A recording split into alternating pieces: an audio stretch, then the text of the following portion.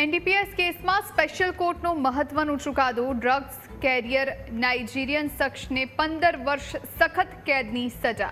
Ahmedabad NDPS કોર્ટે આરોપીને 2 લાખનો દંડ પણ ફટકાર્યો। અમદાવાદ એરપોર્ટ પરથી વર્ષ 2018માં કોકેઇન ડ્રગ્સ ઝડપાયું હતું।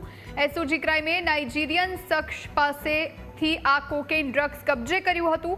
આરોપી ઝોહુ એલેક્સિસ પાસેથી આ ડ્રગ્સ પકડાયું હતું, જેની કિંમત 2.17 કરોડની હતી।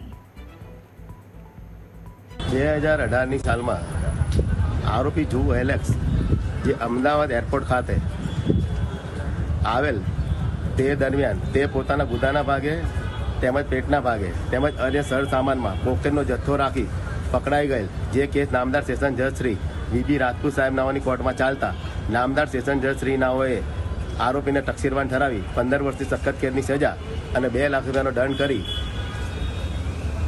સજા કરેલ છે।